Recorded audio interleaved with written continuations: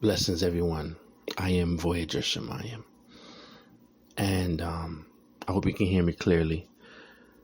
I just woken up from the most vivid dream I had ever had in my life.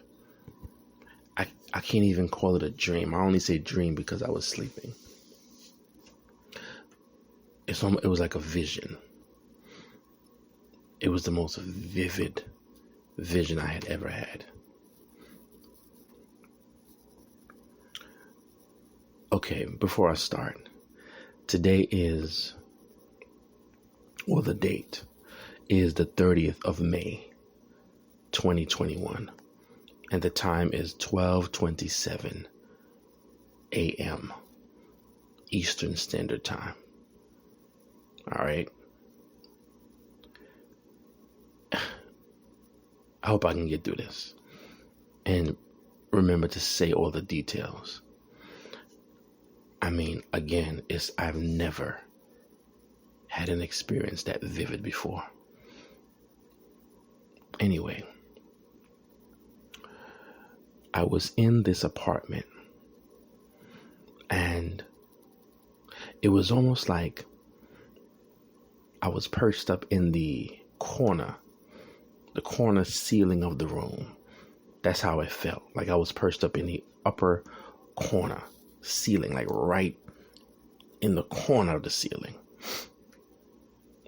And I was looking, it's like I was there. That's what I'm telling you. It's not even like, when you dreaming and you're just observing and you're kind of like watching a TV screen. I was there, y'all. And this couple lived in this apartment. It was a black couple. Now,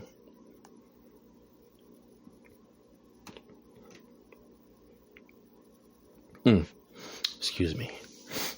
I'm trying to get it together. This is a black couple, and I don't know if their race is relevant or not. It may or may not be. But this black couple was living in this apartment. So anyway, let me tell y'all what was not playing out, what I saw, literally, because like I said, I was literally in the apartment. And the girlfriend comes home, and she's pissed. She comes home, has a big purse over her shoulder. She's heavy set, and she had on a wig on. I don't know if that's her style or whatever. I'm just telling you what I saw. Heavy set girlfriend comes home, and she's like pissed. Storms in, and she's saying something like, "I'm gonna teach you not to F with me." This is what she says now. So she grabs a huge kitchen. I'm telling you, this knife is huge. She grabs a huge kitchen knife out of her purse. Remember I said how big the purse was, right? Carries a huge kitchen knife out of her purse. Drops the purse on the counter or wherever.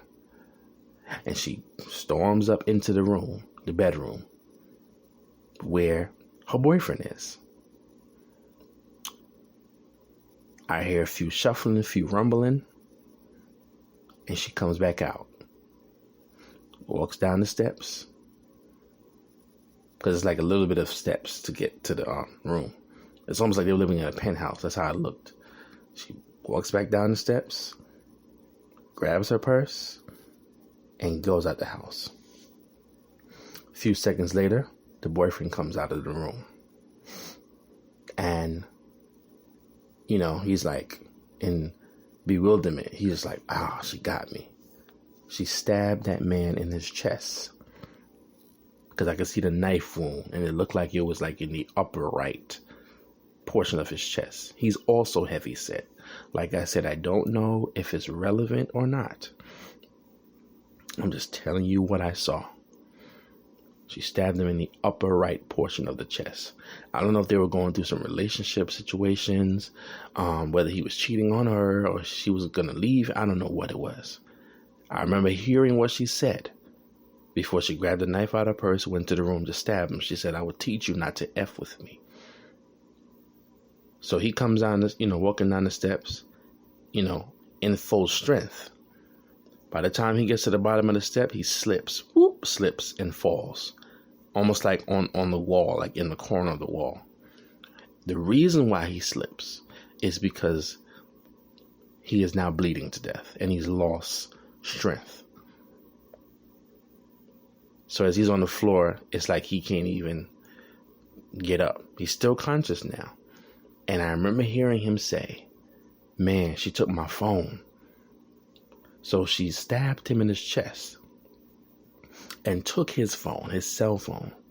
Now, these days, people don't have landlines in their house. They have a cell phone.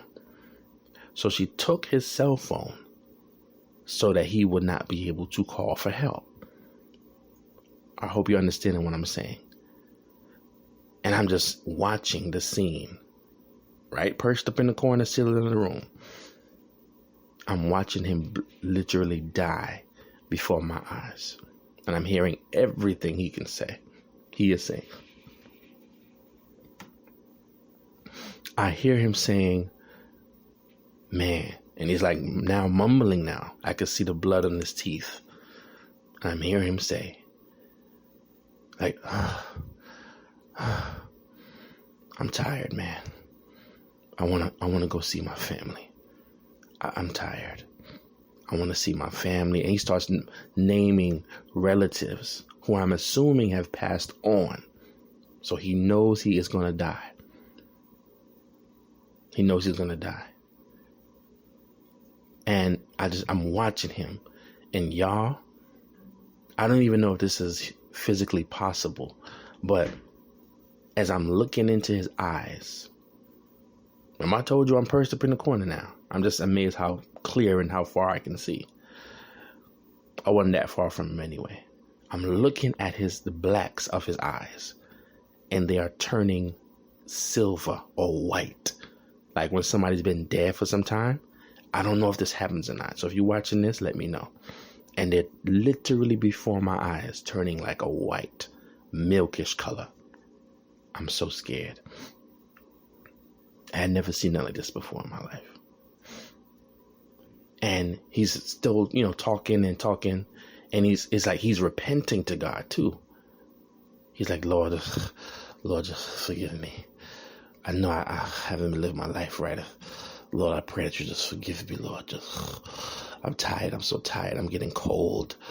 I feel weak right now, Lord. It was just I'm just terrified. And I'm just watching this happen before me. And then he starts to go into like this hysteria. And he starts laughing uncontrollably. And then he says, okay, almost like he's like, okay, I'm getting ready to go now. And then he starts to cry hysterically. So I don't know. At this point, somehow I got down from the ceiling. And I ran to the window, and I opened the window, and I began to shout at the top of my lungs, "Help, help, help, help. She stabbed my friend. She stabbed my friend. Help, help, help. She stabbed my friend."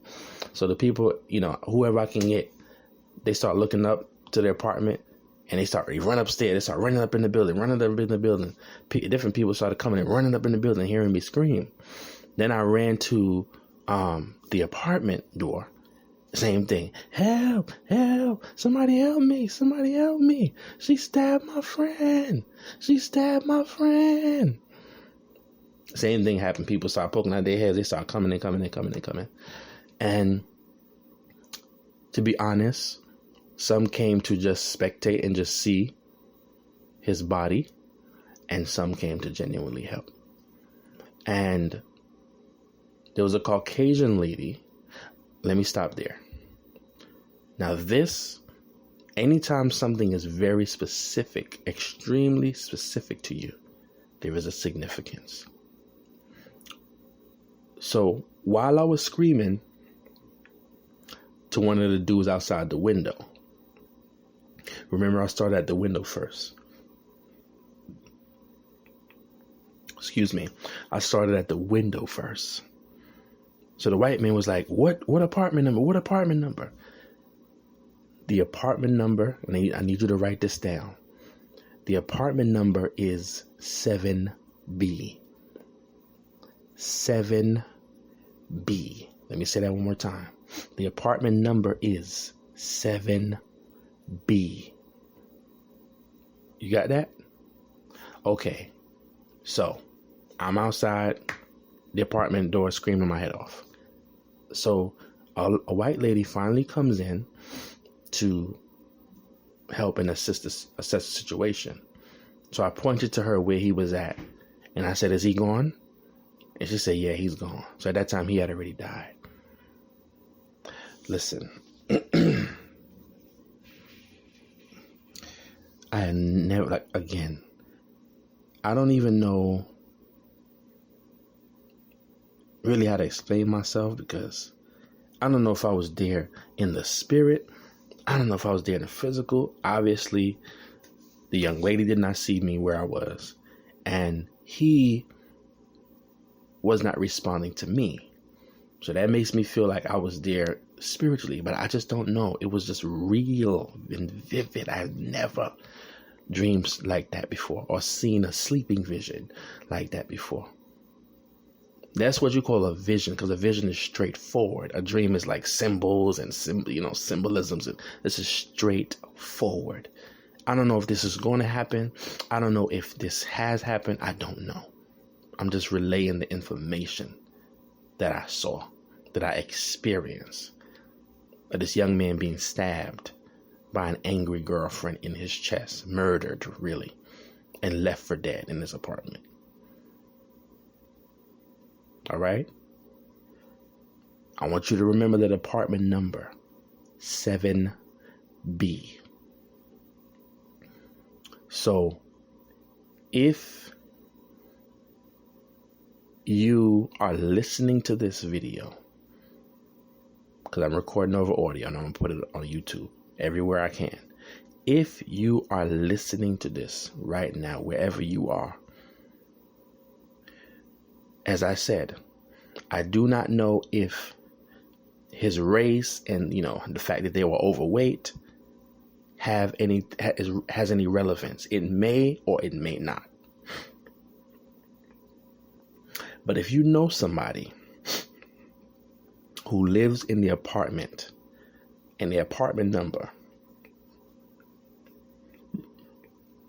is 7B, you need to check on that person immediately, or investigate what's going on in that person's life and their relationships, because I feel as though their lives is in danger. You need to contact that person if you know that their apartment number is 7B. If you find out the apartment number is 7B, you need to contact that person and investigate and make sure everything is all right with them. Because the way this dream was vivid, I know it cannot be. I don't know the word, whether they say figment or fragment. It cannot be a fragment of my imagination. My gift don't work like that. This was real. Are you understanding what I'm saying? So if you know somebody in apartment 7B, you need to go check on them, physically if possible. And do not delay. Inquire. This has never happened to me before. I'm done. I can't go no more. That's it. So, if you have any thoughts and you're watching on YouTube or wherever you're watching from, like this video, hit comment, put a comment on the bottom, share, and let's be safe out there. The spirit realm is talking. The spirit of the Lord is talking. And it's important that we pay attention and act as watchmen. If you're being shown something, you have involvement in it somehow. Even if that involvement is just a phone call, checking in on somebody, checking in with somebody. All right? I am Voyager Shemayim. And I'm signing out.